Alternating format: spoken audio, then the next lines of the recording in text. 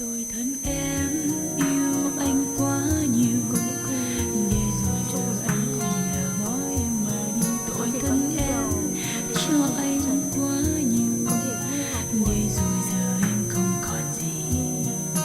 Con gái khi yêu trao hết cho người yêu, đến khi người ta lại nói không còn yêu. Giờ em chẳng còn chi nữa, anh bỏ rơi em thật sao?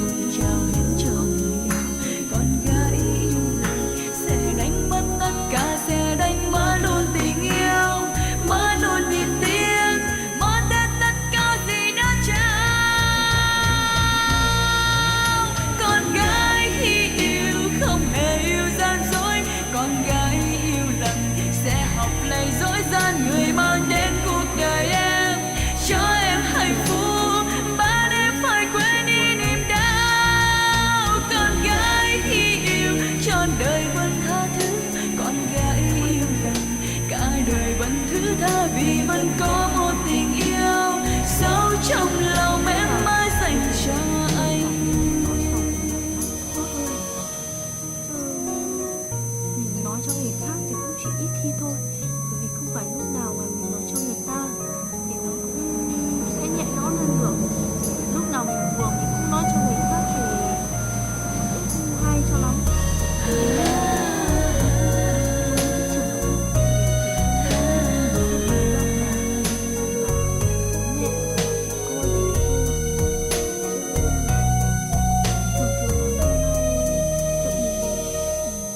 Ngày hôm qua sống không cần ai, anh tìm đến đây và anh nói anh cần em. Rồi hôm nay khi em cần có anh lại nói anh không cần em.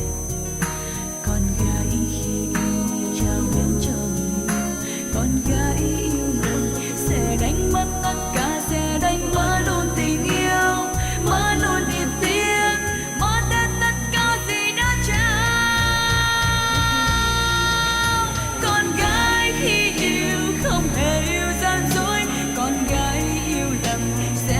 Này dối gian người mang đến cuộc đời em, cho em hạnh phúc, bắt em phải quên đi niềm đau. Con gái khi yêu trọn đời vẫn tha thứ, con gái yêu lần cả đời vẫn thứ tha, vì vẫn có một tình yêu sâu trong lòng em mãi dành cho anh.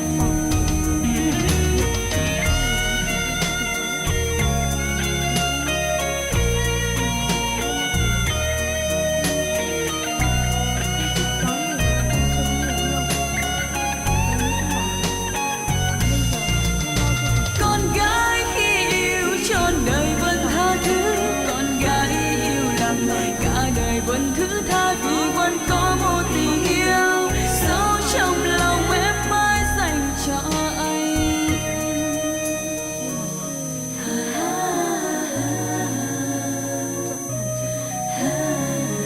Chắc chắn là anh sẽ nếu mà yêu phải người chắc chắn là